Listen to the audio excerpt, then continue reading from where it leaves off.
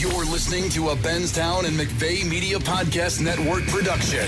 Run It Again is an inside look at the players, the coaches, and the business of sports with former NFL star and broadcaster Ron Pitts. And 2 minutes later, I was back in the same Oklahoma drill that I got the concussion from. And the mastermind behind the greatest show on turf, Coach Mike Martz. And we want to force him into a vanilla defense and go to work. Run It Again is a hard-hitting, no BS podcast that connects you directly to the source.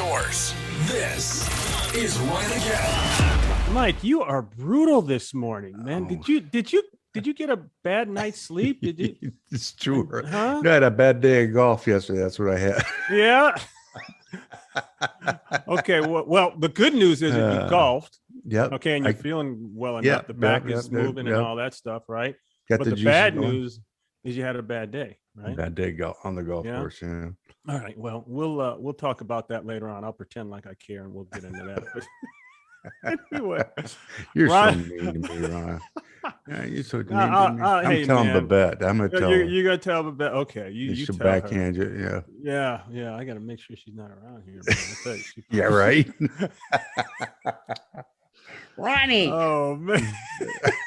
You'll be bobbing, ducking, and weaving. You catch one of those things like the kids did in the kitchen. Yeah, Mike. I was just thinking about the other day. She has the biggest ego in this house, and she is the head coach. And whatever. Well, we know she's the head coach. Wow, you would think, oh yeah, Ron Pitts, Elijah Pitts is son, blah blah blah. All No. It all comes from her, and I'm. What was it? She heaved at you guys. Oh, she threw a spatula at my youngest boy. Yeah. And well, what you guys miss tough duty with you three guys, and she's the only woman in there. She just she pitched it at you. Was it a strike? Oh, a strike! Oh, it was on the money. Like you always talk about, quarterbacks need to be able to, hit the spot, put it on him, right? Put it on him. Put it on him. Put it on him. That's right.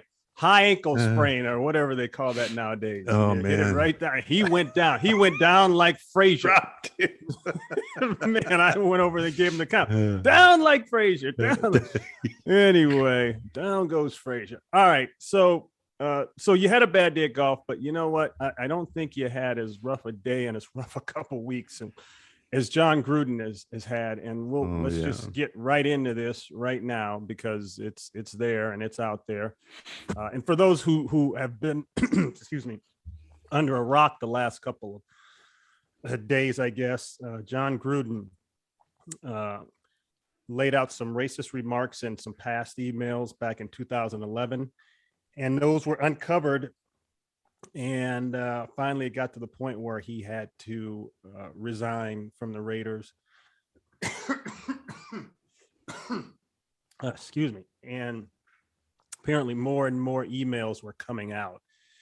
So, and it's interesting, John, because when I looked at this whole thing and this came out. I first heard about this about 2 weeks ago. Is that about right, Mike? Was that when it first kind of surfaced about 2 weeks ago?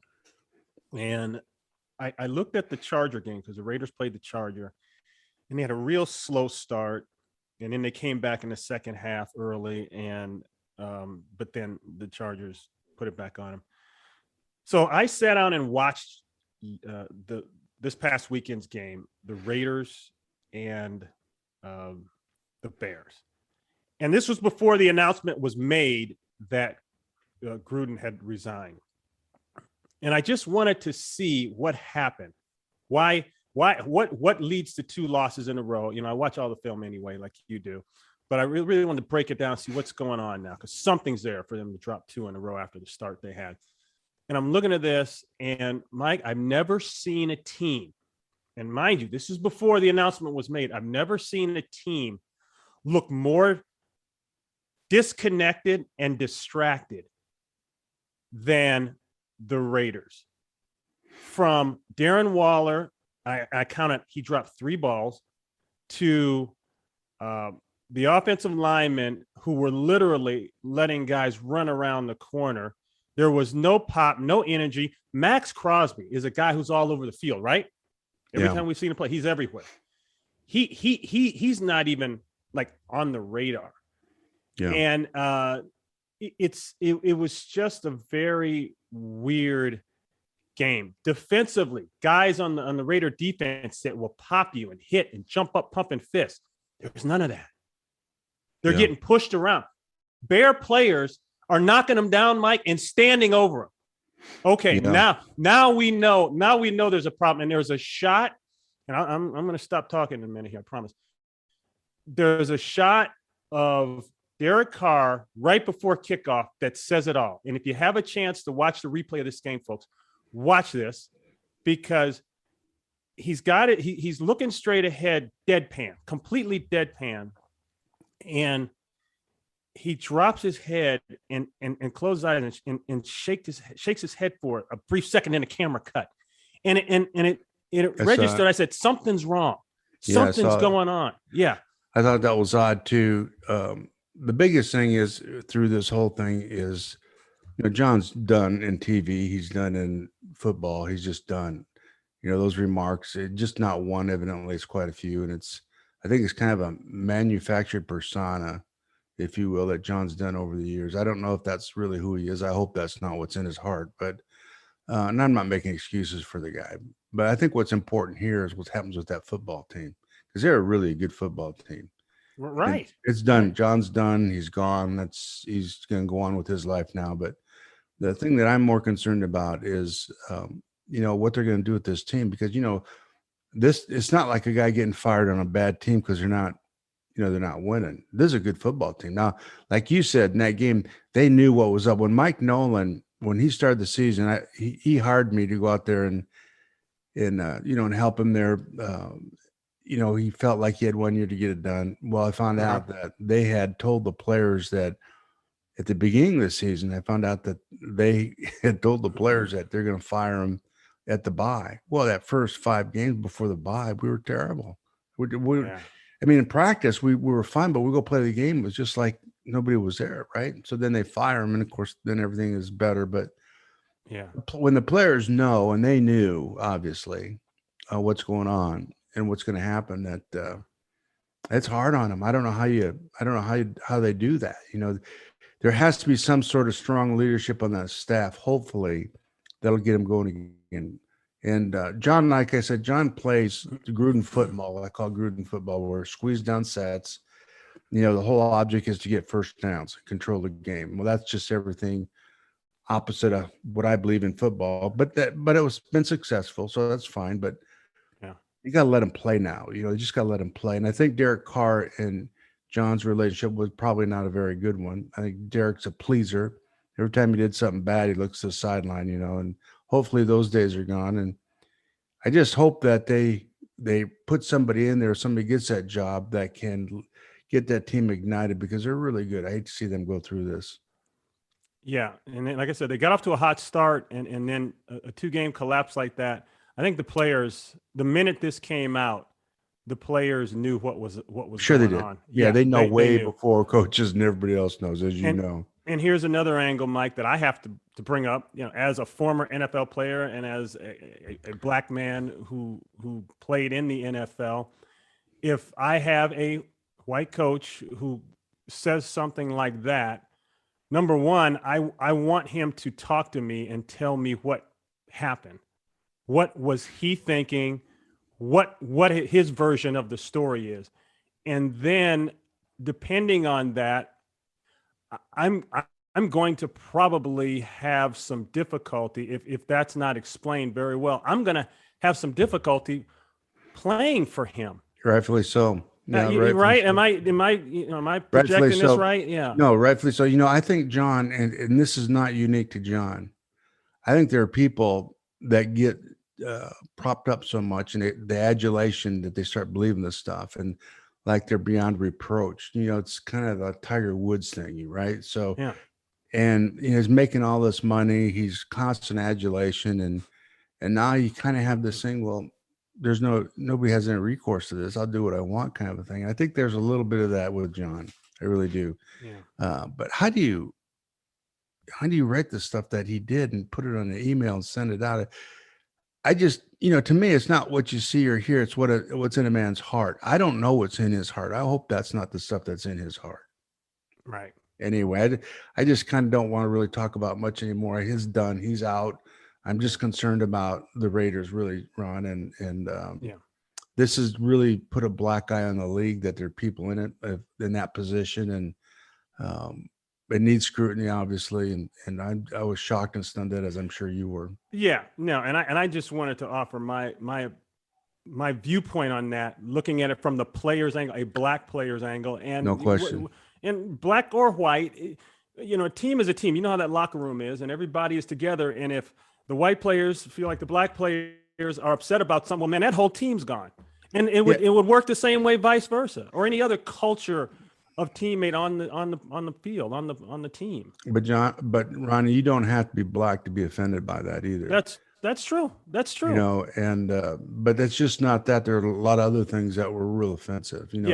There are other emails, the personalized, name calling, and he's just an unhappy guy. Obviously, he's just an unhappy guy for whatever reason. And that persona, I guess, is filtered down to the team to some respect. But right. John, I've known John for many, many years. We came to the league together at the same time, and I just, I despise what he did, but I do feel for him. There's some compassion for somebody like that too, and hopefully his heart will change and he understands that.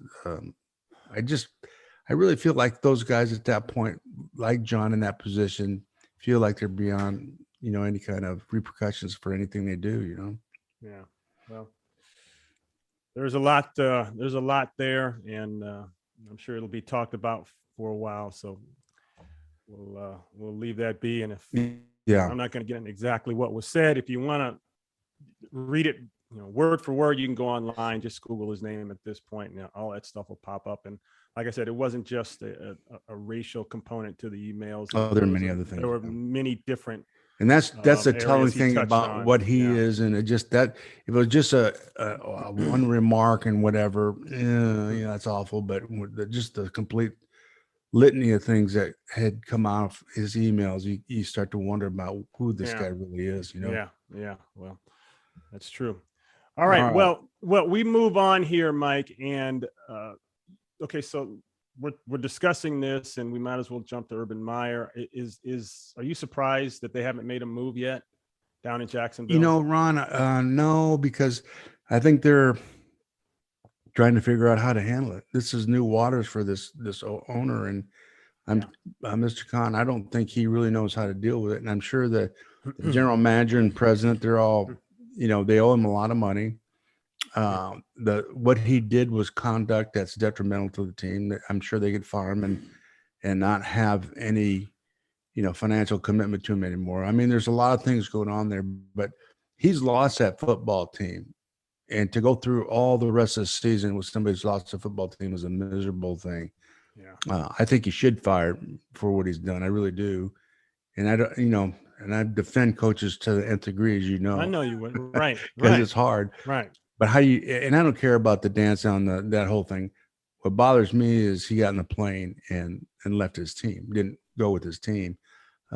That's reprehensible. And the players, they're going to play for themselves now. They don't pay attention to him. He's just a figurehead. They'll play in spite of him. So why not just get rid of him? You're not going to have to pay him off because of his behavior. Yeah. Yeah. And the Jaguars are 0-5. On a good note, Trevor Lawrence probably had one of his best days as a pro. 23 of 33, 273. He did have one interception, but that kid's trying. They're all trying down there, and it's he's what they thought he was. I'm sure he is. It's just the environment that you come into and the coaching that you get and the pieces around you. That's why I've always said, Ron, it's so important for a quarterback when he comes into the league more than any other position, who he goes with, so he learns the game the right way. And like up in New England, regardless of how many games they win, they're bringing Jones along the right way. They're not putting too much on him. He's learning the game, and eventually they're going to be really good with him. But, and the reason for that is when you're on a bad team that doesn't help you as a quarterback, then you start to do stupid things you shouldn't do as a quarterback. And these are habits you develop. They're hard to shake. Yeah, trying to make something happen. Yep. Right. Exactly. Yeah, Exactly yeah. right. And also James Robinson had a nice day rushing, 149 yards. So, Yes, there's he some did. positives there, but of course they went up against another pretty good rusher named Derrick Henry, who laid down another 100. Man, it's like he's printing 100-yard days. You made that comment, I don't know, a few weeks ago about him that the first half he had 20 rushes for, 30 yards, not productive. In the second half, all of a sudden, the fourth quarter, he has 10 rushes for 150 yards. They just don't want to see him anymore. That's right. That truck comes by the first time. Yeah. Okay. That's right. The second time, then the third time, you don't want any part of him, Yeah. Yeah. Mike, which was the most exciting game you saw this past week? Oh, the Charger game by far. Charger. Because those are my two teams. I'll always be a Charger fan. That's, San Diego Chargers, right? You're right. The old. Right. The Bolts, right? So, and then Cleveland, that's my team. I've always, I just, from 2 years ago when they started putting this thing together, I just really impressed with the staff and what they're doing personnel wise. So those two teams went on it, and Cleveland will be there at the end in one of the four. I think I really do. They're just such a solid football team. But I tell you right now, that quarterback Herbert, I don't know if anybody's playing as good as he is in the league. How about this one? Who's the best quarterback in Los Angeles right now? Oh, Herbert is. Come on, he's probably the best quarterback in the league, and I mean that. Right, I mean, even with Rodgers and Mahomes and all of them. I mean, when you watch this kid play, Ron, I mean, he doesn't miss anything, and he stands in there and then he takes off with it. I mean, he does not. I was talking to the quarterback coach, right, Shane Day, and he called me about him, and Shane and I worked together at two different places, and he said, Mike, he says, you can't believe the work ethic of this guy. He's just all football. He comes in early. He's the last guy to go. And on Fridays, everybody's gone. He wants me to come back and look at more tape with him. And he just works at it. He just doesn't leave any stone unturned. That's a coach's dream to have a guy like that. And of course, his IQ is way off the charts. He's really a smart guy. But his, so when you start evaluating quarterbacks, the accuracy thing is number one for me. Well, he's definitely got that. He has the mental part. He's got it all going on. I don't know if there's anybody else in the league like him right now. No. And, his deal is he's not a social media guy. He's not a social guy, period. He just goes home. Right. He's not a social guy, period. And that's a big statement now for yes, it is. Gen Z, Gen X, whatever you want to call that generation, young players are in, the rookie players are in, or second year players are in these days. But he when he first got to the Chargers, the marketing department had to sit down with him a couple times and say, hey, listen, we really need you to tweet this, post that, say this. And that's just not him. And there's something really refreshing to that. Okay, I got a little story about that. So Shane was telling me about that. And his first year, he did some of that and was distracting for him. So this year they came in, he said, no, get away from me. Stay out. I'm not doing anything for you.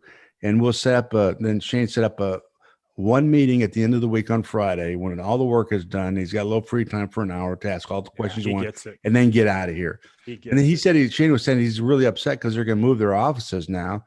And he's really close to where they are, evidently. I don't know where they are, but he said he's within a mile or two in a little place that he stayed so he can get to practice in the building. He said all he wants to do, now he's going to have to move, and he doesn't want to do that. He said it was great. I can get there within 5 minutes, and it's just all football. That's all he does. Yeah, and I mentioned, okay, who's the best quarterback in Los Angeles? Because so much was made of, and rightfully so, of Matthew Stafford coming to the Rams, but I think people thought for a second, oh yeah, this is going to be easy. The Rams are just going to walk through the NFC and walk to the Super Bowl, and they still may. But I don't think they gave this kid enough credit. And it's a long season. We're not there yet, but it's looking pretty good for both sides, especially Herbert right now. Well, I think the missing element on the Rams is they don't have that same defensive coordinator they had last year. And not that the new one is is bad. It's just that he obviously what he's done with the Chargers is pretty special. Yep. You're talking about Brandon Staley now. Brandon Staley's Rams as the D coordinator and going to the Chargers. He's a unique guy. I was talking to, because I'm fascinated by him, and I was talking to Shane about him, and he's persistent in all the details, which of course, Shane, that's what we always embraced, right? All the little details and, making sure everything's covered and that you have an answer for everything. And he just lets his guys coach. And Shane, and I know that sounds silly, but so many other places look over your shoulder and question what you're doing and why you're doing it. Right. And Shane, when he's with me, I never did that with him.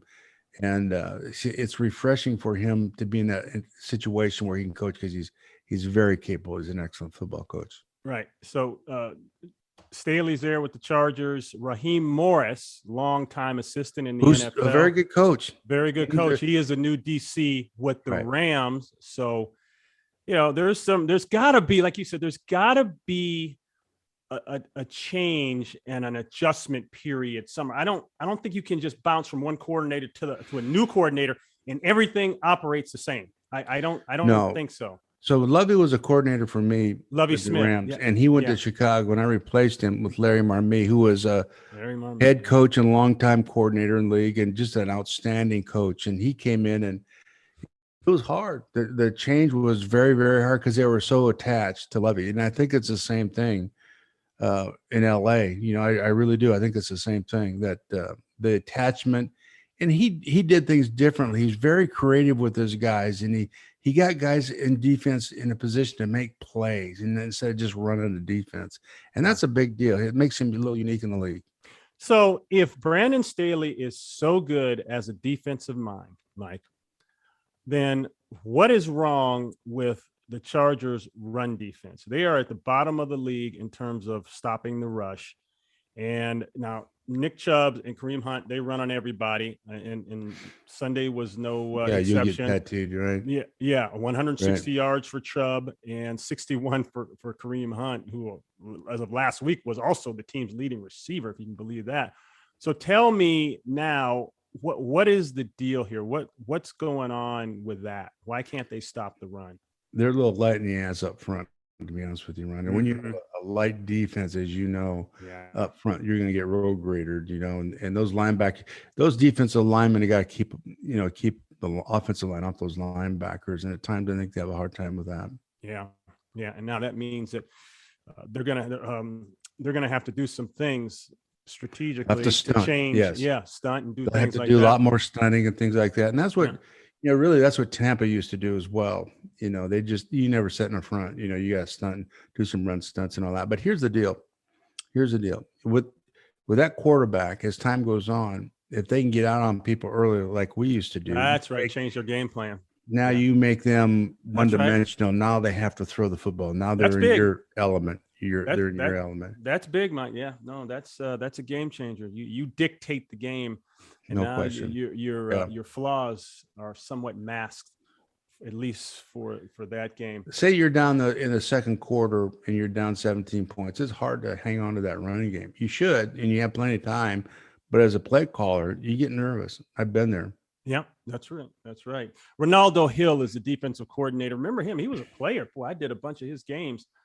Former defensive back there, bounced around the league, started at Arizona. Did a lot of his games at Arizona. So we'll keep an eye on that. Let's move on here, Mike. I give me your top 4 games. I can throw a couple out there just to get you started. Go ahead. Let's start with Monday night and then work backward. Indy, Baltimore, and somehow Indianapolis. What do they say? They snatched defeat from the jaws of victory. When he missed that field goal at the end, I'm talking about for Baltimore, I turned to Julie. I said, "That's it, game over." There's no, because Baltimore was on such a run at that point. Yeah, Blankenship. Yeah, they got their groove back, and all the momentum had changed. And but Lamar did something I didn't think he could do. I guess they forced him to do this in practice. They've kept him in the pocket and had him go through these reads. I noticed that. He's even at the point of being sacked. Well, when 2-point conversion. The 2-point conversion was a perfect example of that. Yeah. He could have run that ball in, I'm pretty sure, for the 2-point. And see, that's what they've changed. I mean, it's hard to get a guy to do that. I've never seen a quarterback stop watching the rush, and he stopped doing that. And when he does that, he's got passing skills. because there's all kinds of things that was wrong with him initially. Yeah. You know, he wanted to look at the rush and take off all the time. And then his feet were awful. And he had it, but he had a good arm and he was accurate, right? But once he got balanced, which he is now, and his feet are good, that just makes him that much more accurate. But he sees things quickly, which I didn't think he did, and he's getting the ball up. Yeah, yeah. So that was a big win for the Ravens. And Oh, the it's Colts. The Colts just, boy, it's one thing after another. Bad luck, whatever you want to call it. Wentz. I don't know, Mike. Where are you on Wentz? Let me tell you where I'm at on Wentz. Yeah, I know, player. but there's something missing there, and I don't know what it is. I think he's a good player, Ron. I think that's the problem with him. Everybody look at him like you do. You see what I'm saying?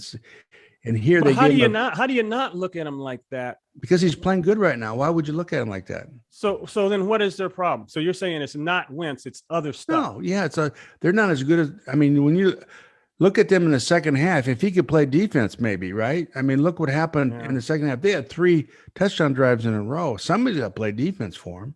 Yeah. That's not his problem. And he moved the ball. I mean, shit, he had over 400 yards passing. No, I know he's got his numbers are there. Yeah, I see that. He's good. He's a good quarterback. There's nothing wrong with Wentz. And they've gotten rid of, except one time last night, that whole thing where he starts to bail and try to make a great throw down the field. That dumb stuff is gone for the most part. He's back where they trust him, and all he's going to do, Ron, I promise you, all he's going to do is get better and better.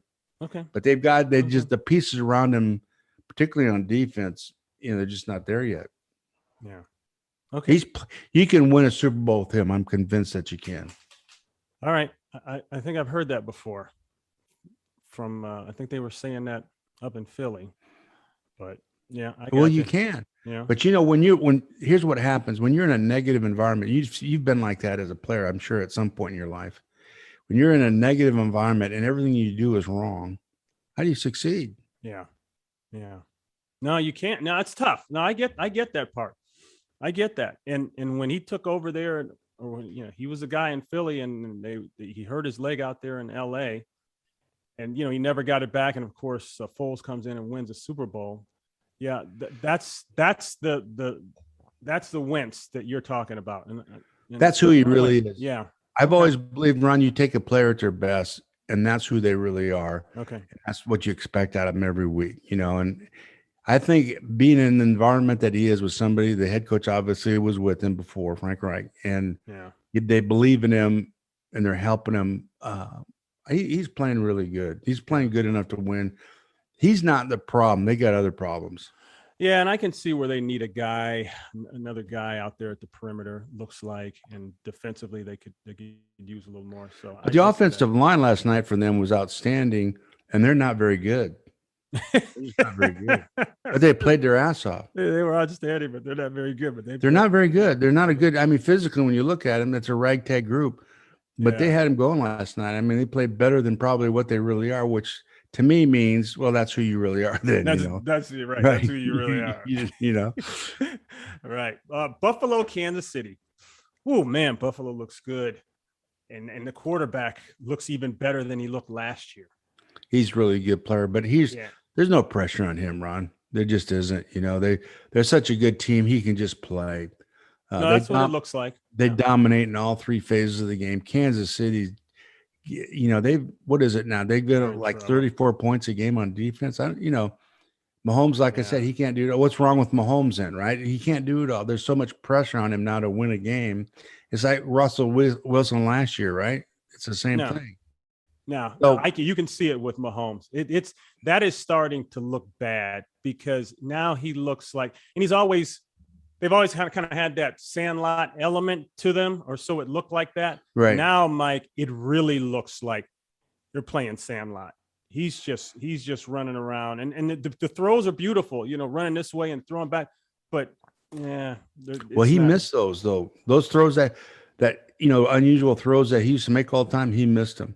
He's missing them. And I'll tell you what, they were praising the offensive line. None of them were in the Super Bowl last year and all that kind of. I don't know about that. Yeah, they're not very good. They're not very good. I don't know why they're praising them. I don't see it. They haven't fixed that. On No. paper, they may have fixed it, but they Yeah. haven't fixed it in real life. So the offensive line is all new and they're substandard, I think. They lost their running back Yeah. last night or this weekend. Yeah. And the defense is horrendous. So what do you do? Yeah. I mean, they're sitting there, 2-3? Well, that's who they are. That's exactly who they are. No, then you're talking about Clyde Hillary. He got injured and he's had a rough year. He's put the ball on the ground several times, and on the interception to the Hyde kid, Tyreek Hill dropped the ball. You did. Yeah, the ball bounced in his hand. Bounced right out of his hands. I Yeah. don't know if he started alligator arming or looking ahead. But there's when they trot on the field and you watch them play, there's just an exuberance. There's just an enthusiasm about them that you just, when you watch them, man, they're good. That's gone. Yeah. It's just gone. When you watch them, they're struggling. They're struggling from the get-go. Does Andy stay there next year? I don't know. I know Andy. Andy will coach football until the day he drops. I think I can't see him retiring or leaving. I don't. And obviously, they wouldn't want him to. He's just a magnificent man and a great coach. Yeah, yeah. Give me two teams, or give me another team that I haven't mentioned here that you think is worthy of praise. Oh, the Cowboys right now. Yeah, the Cowboys. Yeah, the Cowboys. To me, it's the Cowboys and probably Buffalo in the Super Bowl. I mean, those two teams are well-rounded. You look at their special teams. Defensively, the Cowboys have come light years from what they've been. Mm-hmm. They're making plays in the back end. Remember, they used to get killed in the back end back there. The corners were awful. Yeah, they changed them out. Yeah, they changed them they've out. Gotten better. Yeah, and they've changed the defense. I think the Cowboys and Buffalo are the two top teams right now. And then you look at the Cardinals, and I really like San Diego, though they've got some blemishes, and I think the Rams are going to struggle because defensively they're not playing up to their capabilities. They're not playing like they did a year ago with those great players. No. And I think Matthew Stafford has to get used to. He's got to get used to winning every single week and playing great every single week. I think we talked about this. When you're on a really good team as a quarterback, your mistakes are amplified. Yeah, you don't have bad days. You can't have bad days. You can't. You're right. You can't make any bad throws because you can't have bad days. Yeah, right. And that's what I'm seeing with him. It's almost. I mean, I know he won a lot of games in college. I know his resume, junior entry. He went 3-0 in bowl games. I get all that, but I look at him sometimes, Mike, and there's a part of me that feels like he's saying, wow, the lights are bright here. Wow, this is the big show. Wow. Some of that Detroit, he's shedding layers of that. And this is straight from our producer, Roy Hamilton. I got to give Roy credit for this. He's shedding Detroit clothing week by week. and that can damage it. Yeah. And I think he's getting used to, okay, I'm with the big boys now. So I got to step up and play. But the system's good. Mike, the system is real good offensively. They know how to move the ball. I didn't think Seattle in that game Thursday. Seattle is to me going the opposite direction. And now with Russell Wilson, broken finger, out, they're saying 3 weeks, maybe longer. Just another example of what Aaron Donald does. Even when he doesn't sack you, somehow he affects the play. He impacts the game. But the rest of that defensive line is good too, Ron. And they're just not. I have not seen them play like they did last year at all. Yeah. They moved guys around. They were creative with it. They created so many problems. They got him one-on-one at times instead of just leaving him static. You know what I mean?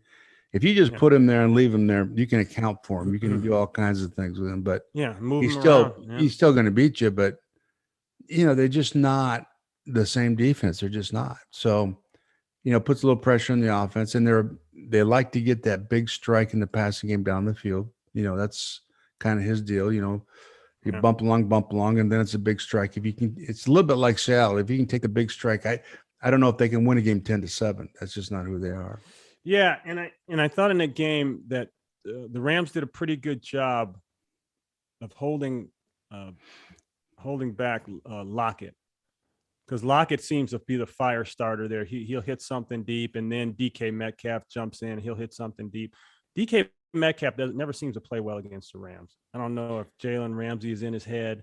I don't know. He bullies everyone else. Yeah. He's a big man beating his chest. But boy, I noticed when the Rams come into town, all of a sudden things get real small and short. But that's a different profile for him from guys he sees up to that, you know. Yeah. All of a sudden, when it's like when you're the bully on the playground and a new bully shows up. That's time to find a new playground. But we'll see. And Pete Carroll's got his hands full now. You got to go to Geno Smith, and Geno looked good early in that one, but we'll see how that one goes. Green Bay pulled it out. A bunch of missed kicks. Okay, Crosby finally made his, but there's a bunch of missed kicks this week, not counting the Monday night game. There were 24 missed kicks around the league, and 9 different kickers missed PATs. That was 12 field goals, 12 PATs missed total. Yeah, that's incredible. Well, what is that about? You got any insight on that? No, I didn't think. I have no idea. I have no idea. I think about kickers. No, I know. That's why I asked you that. So a couple bad injuries. Never a good injury, but these are guys that we want to see out there and impact guys. Saquon Barkley, Juju Smith-Schuster is gone for the year. Oh Lord, no. Yeah, Saquon Barkley. You saw that, just a stupid kind of ankle roll. Yeah. But those ankle rolls you can come back off of. It's not a high ankle sprain. I know, but the point for him, Mike, is that the poor kid has gone through so much. I know. You can see it on his face. Yeah. Right. He did his knee, and my guess is, I think they were talking about the game, that he has a full hour warm up, lather up, just to get that knee ready to go every week. And I know what that's like. I've been through an injury, a serious injury. Well, the first year back for guys with knees is always very, very difficult. Yeah. And then the second year, things kind of go back to normal. But that first year is just brutal for him. Yeah. And then I left out Levante David from the Buccaneers. He's injured. That's going to be a couple weeks, the linebacker there. So, and Carlton Davis is already out. He's out for the year at corner. And Brady now has a thumb, and he says, yeah, it's no big deal, which it probably isn't to him. But this is that road back to the Super Bowl is real hard. Very difficult. Yeah. What happened to us too the next year, after the 0-1 Super Bowl, we had so many guys on IR. And both our Super Bowl years in that 3-year span, we didn't lose anybody during the season. We had no injuries. Mm-hmm. I think we lost not Todd Light. We lost a safety, I think, for a few weeks, but that was it. So both years, nobody got injured. The other years, the IR list was, a foot long, for crying out loud. So I think so much of that has to do with it, obviously. You take key players and take them out of the lineup, and it's an opportunity for somebody else to step in and be great, but how often does that happen? And we got 17 games this year, Mike. So no rest for the weary on that one. No. Yeah, that's it's going to make it harder. You know how I feel about that 17-game schedule. Yeah, I know. I feel the same way. That's disrespectful to player health. It is. No question it is. And I don't know in the end how it's going to help the game. I'm sure it'll help the pocketbooks. It'll help the money side of it for the league, but you get ready to increase that player disability when they retire, because guys are going to need it. That's a long way to go. Fourth down, a lot of fourth down attempts this year. What's the thinking? Well, tell me what your thinking on fourth down was. Well, it's kind of logical when you look at it. If you go and look at 3rd and 2 to 4, that down and distance, that's the highest makeable third down. 3rd and 2 to 4, right? Yeah, okay, the numbers on make it are up there substantially, opposed to all that. Now, 3rd and 1 is very difficult to make. Well, 3rd and 1, you put everybody in there. You get in tight formation, you slam it. His body on body, and who can win on the pile kind of a thing. So the approach is, the logic would be, from 3rd and 2 to 4, it's such a high make it. Why don't we just go for it on 4th? Just when you think of the logic of it, you have a really good chance of making it based on your third down stuff because you're going to get the same look on defense. You know what I mean? Yeah. And then on 4th and 1, you just need a yard. So do you still use a 3rd and 2 to 4 stuff and throw it, which you're starting to do now? Which we're starting to do. Yeah. Now, this is all predicated on where you are on the field also. Now, you guys aren't going to be stupid, right? No, but the Chargers, I think they went on 4th and 7, I think, a 4th, and I don't know if he's missed a 4th down at the Chargers. I don't know if they've missed one of those yet, but I know in that game he must have gone on 4th down 4 times, and he made all of them. Yeah. Yeah. Both quarterbacks played really well. No and question. Baker is, so Odell Beckham is back, and I know we covered this already, but Odell Beckham is back. And I wonder, it just feels like there's a disconnect between Baker and Beckham, and people have talked about it. Tension. Tension. That's a great way to say. Yeah. Right. So there's tension from the receiver to the quarterback about give me the ball. Yeah. And he's 1 + 10 instead of 1 of 11, right? So that whole dynamic has got to get worked out. So he's going to have to morph himself into the team and be a team player and not put that pressure on the quarterback. But what you were saying about the Chargers on defense. So here's a really well-rounded football team in Cleveland. Really good on defense, good on special teams, and really good on offense.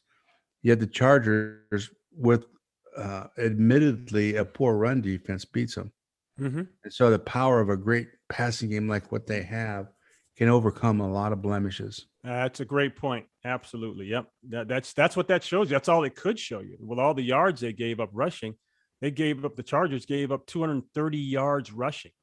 Yeah. So, okay, how many weeks are you going to get away with that? And then the next question is, how many times can your quarterback save you and your offense save you? Well, that's what makes him so unique. And this is what I told Shane. He just the pressure of the stress of like a 4th and 7. He's at his best when things are at their worst. You know what I mean? Yeah. And that's so unusual, to have a guy embrace that like he does and just, he's a machine. I just have never seen anybody like him in those moments, and make these incredible throws under duress in tough situations. And he just, that's what I'm supposed to do. Yeah, that's him. Now he's fun to watch too. Then the run game is adequate. It gets it done. They get it done by committee. You got Eckler there. Eckler's good. And they've got the little back from UCLA. What's his name? Yep, Josh Kelly. He had some really nice runs. He's a tough guy to get a handle on. He's a little guy. Yeah, and they're all like that though. They all are. Yeah, they are. And they are. It's like they drafted him and brought him in the same mold. And Josh Kelly had been inactive for the last couple of weeks, but all of a sudden, he gets the call.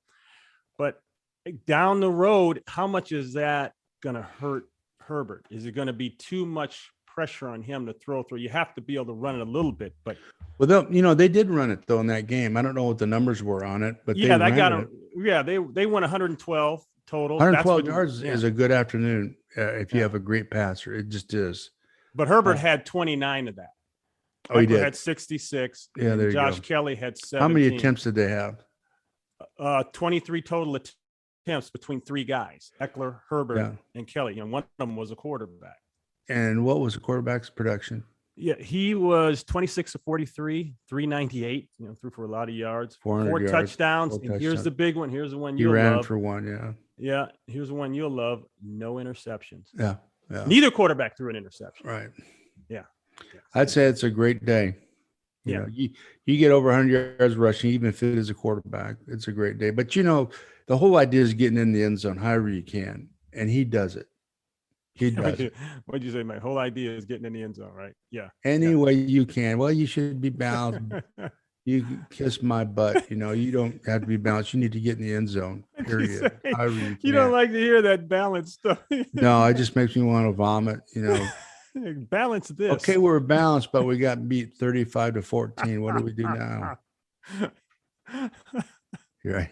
Oh man. These people don't know football. Oh yeah, there's a whole lot of them out there talking a whole lot of stuff too, boy. But it bothers me when I see guys who've been coaching for a long time say, well, they need balance. You need balance.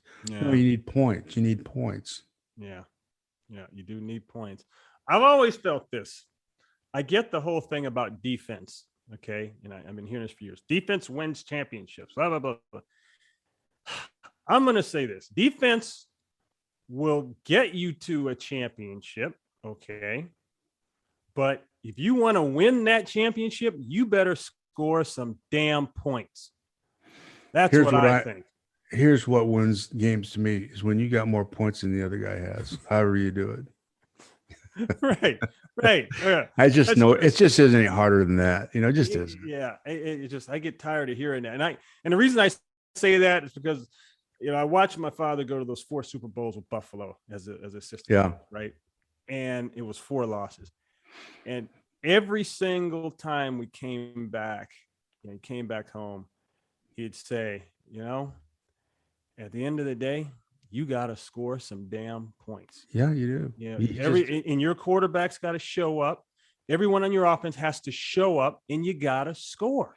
That's it. Ron, if you got 39 seconds left in the game and a field goal wins it and they kick off and you got no timeouts left and you're on the 20-yard line, you got to be able to get the ball down the field and kick a field goal. Somehow, some way. Right. And you do it, you do it and you miss it, but you're in a position to do it. And that's, you do. You've got just, however you get the ball into the end zone, that's what you do. Yeah. Yeah. I get the thing about rushing for a lot of yards is it keeps a good passer on the sideline.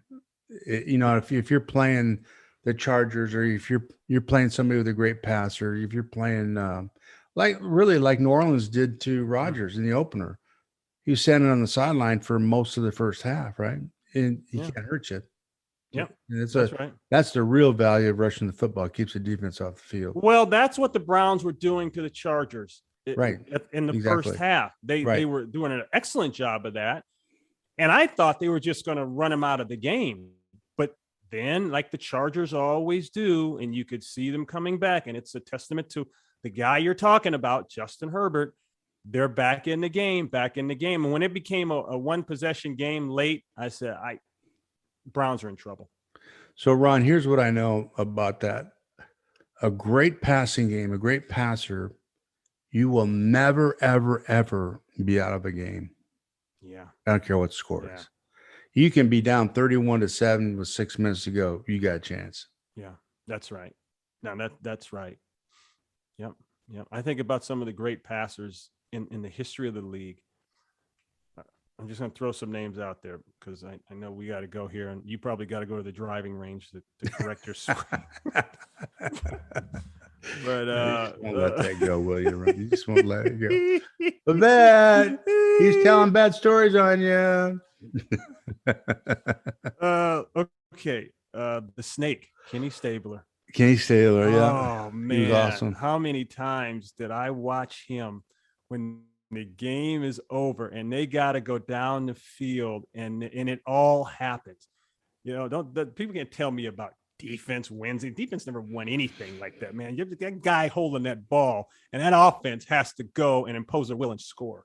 Yeah, no question. In Montana, in the Super Bowl, for instance, right? They have great comeback on the last drive. That's if you can't do that, you're not going to win. And hopefully you're really good on defense. But if you're a great defense and you get that ball with 2 minutes to go, and you're a great running game, or you're really balanced, it doesn't help you then. No, right. We're balanced. Oh yeah, but that's what the league is too, Ron. Don't you think? Don't you think right now just about any team can get lit up pretty good throwing the football? Sure. Everybody's got a decent or good quarterback. Everybody does, and I don't know if I've ever seen that in the NFL before. Well, everyone thought the Rams were bulletproof, and I love Jalen Ramsey. Love some of the things they're doing there defensively and how he can lock people up. But when the Cardinals showed up 2 weeks ago with AJ Green and DeAndre Hopkins and Kyler Murray in the backfield, and those two running backs, which are very solid in Edmonds and Connor, man, they gave the Rams defense all they could handle. And I know right now, when this bye week comes up, Raheem Morris, defensive coordinator, is going to pull up that Cardinal film because the way their schedule is, they're going to need that game when it comes back around later in the year. That's going to be a huge game because that division, the division's weird now. San Francisco, we'll see what Trey Lance can do, but they look like they're stuttering in that division. No, they're not going to go anywhere with Trey Lance. Yeah. I think I have a pretty good feel for him. He's just not a guy that's going to get done. And by the way, I think he's injured. I think he's questionable right now. He's got some sort of injury. It's not a big injury, but that's two quarterbacks with injuries. Yeah. Garoppolo's nicked up. Yeah. So here's the deal. Arizona spread you out so well. It's the opposite of Gruden football, right? They spread you out and make you run. In the passing game, it's like being in a 2-minute drill, but they've got such a dynamic running. So they get you in these rush lanes, and then all of a sudden they do such a great job up front with their running game, and they've got backs. So it's a it's a two-headed snake kind of a deal, right? It's a four-headed snake. Yeah, right. Yeah. The AJ Green kid changed everything. Yeah, he did. And what you're talking about here, what you're talking about is good. But he changed everything because now, like the Rams, where does Ramsey go? I know before you put him on Hopkins, but what about AJ Green? He lit Long, the other corner, up for the Rams. He lit him up. And they're going to do the same thing. Now, how are you going to stop the run and handle those two guys? I think quietly Arizona, and of course the quarterback. He's the difference in that whole thing. He's the difference, right? He's different than Lamar. He's just the quickness. Boy. When he takes my breath away when I watch him play. I love watching him play. Yeah. Here's the deal. When you play Arizona defensively, you take away what they do best. Well, what do you take away? What do you take away? Arizona? That's when we were good on offense. That's what happened. You come out and you take Marshall away like they did in the Super Bowl. Well, shit, you're going to throw for 500 yards, right? Yeah. Or you're going to take the receivers away. Marshall's going to have 200 yards, and that's what's happened with Arizona. They can morph into whatever they have to do. Yeah. They are the new problem in the NFC, folks. Just know that. But Ron, when you look at the upper echelon, if you had to pick 4 teams right now, who would you pick to be there at the end of the year? Okay. I'm going to go with Buffalo. I like Dallas. I'm going to throw a new one out there now because I just like the way they're playing right now, and that's Arizona. Right. And I want to put the Rams in there, Mike. I'm just not sure. There's something missing. But you tell. Well, what do you like? If Green Bay plays the Rams, who wins that game? Where do they play? Green Bay. If it's in Green Bay, I'm going Green Bay. How about in LA? I'm going LA. Well, I think that's your choice. It's Rams / Green Bay, because Green Bay, no matter what's going on, you can't keep them out of the picture. No, and that's the NFC. And I don't know that the Tampa Bay is going to be there. I think they got too many issues going on. I think that the Seahawks are out of it. San Francisco's out of it. The teams we really thought would come along and do it. I really think the Cardinals and the Cowboys are the 2 NFC teams. And then the AFC, you're looking at Buffalo and Cleveland probably is going to be there. But Cleveland / and I think the surprise thing is going to be San Diego. Yeah. Because even though you can't stop the run, he's just so dynamic and so good. And their receiver core, I love their receivers and tight ends, Yeah. Final analysis, they could be there at the end of the last of the 4 teams there. He gets nicked or he's out, they're done, Yeah. Yeah. That's kind of who I see anyway. That's kind of how I would look at it. But Cleveland, I think is still going to be a factor because they're such a good football team. Yeah. Yeah. Oh boy. Yeah. And Rodgers found Adams this weekend and they just look like they had been playing football for 30 years. See, they're back to kind of where they were back to where when they were really rolling last year, not Jones, and they've got a back. They can run the football effectively. They can do a good job there defensively, but not very good. Yeah. But it's just like we're talking about with San Diego. And that's what happened with Kansas City. Yeah. Kansas City's never been very good on defense. They've never been a dynamic defense, to help out the offense. So I think when you talk about, I think the Packers, you can't leave them out of the discussion in the NFC. Mike, we got to make sure that we don't prematurely move the team back to San Diego. They're coming back. They're coming back. We keep saying San Diego, but it's the LA I'm Chargers. I'm saying San Diego. I know you are. I know you are. I'm saying San Diego. That's because that's what you remember, San Diego. man. Superchargers, San Diego. All right, we got 3 minutes to talk about next week's games. The Thursday game, let's start with this one, and I'll leave a couple of these out because I don't think they're all that key. But the Buccaneers and Eagles, this one is in Philly, but as I said, the Buccaneers are banged up. What do you think? Yeah, they're banged up, and I think the Phillies slowly getting better every week. I really do. I think they're a good football team. I don't know if they're good enough, but the Buccaneers normally would win this game, but I think they're so beat up on the back end on defense that I think they'll have a hard time. The 2-3 struggling Chiefs going to Washington, take on a 2-3 struggling Washington football team. Yeah, even though they're struggling, the Chiefs. I think the Chiefs get this one. Yeah, I really do. I think there'll be just too much for Washington to handle on offense. Rams 4-1, sailing along nice now. Nothing really to worry about, as we said, in the division, except for the Arizona Cardinals. Going back to see the Giants. The Giants have a ton of injuries. We talked about Saquon and Daniel Jones. Boy, that was ugly. He got dinged, and he could barely get off the field. I'm not even sure he was going to the right sideline. He looked like me in the golf course when he came walking out of there. I'm not sure that they can give the Rams a fight, but I always leave the window open for cross-country trips, though, because weird things happen when you cross time zones.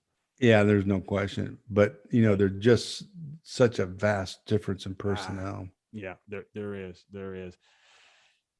Texans, Colts, that'll be at home for the Colts. That they should rebound against the 4-1 or 1-4 Texans, excuse me. Bengals at the Lions. Bengals are 3-2. Dropped that one to Green Bay at home that last week. Lions 0-5. Lions, they set a record for last second losses on long field goals. It's just something in the water, I guess, up there in that area. I don't know. I think it's just something they have to go through to turn things around. I really do. I think they're, they have to go through this disappointment and just keep pounding on the rock until they break that rock, and then they're going to be a good team. They're learning how to win, and I think it's a really tough thing for him, but eventually he's going to get it right. He's the right guy there, and they're going to eventually win. It's not going to be this year. They'll win some games this year, but I think next year they have a chance of being a much better team. Yeah. Packers and the Bears. This one's in Chicago. Justin Fields will get his first taste of that Packer-Bear rivalry. Yeah, I think the Packers win there and put a lump on their head. I really do. I think that's if you've ever been part of that deal, that's a big, big game. That's like a playoff game. Oh, I know. When he comes in there, that's his element. He's in the playoffs now. Rodgers, I'm talking about, and it's going to be hard unless they've got a great defensive front there with the Bears. That's their saving grace right now. Chargers going to the Ravens. That'll be an interesting game. That's a game of the week to me. The Chargers at the Ravens. That'll be fun to watch. Yeah, and the last one here, we think it could be meaningful. Raiders and Broncos. Broncos. Now you said they weren't for real, and they look like they weren't for real. They'll get the Raiders, and now the Raiders got to prove that they can come in with an interim head coach and go on the road against a formidable division opponent who needs a win. But the Raiders have got a good offense coordinator.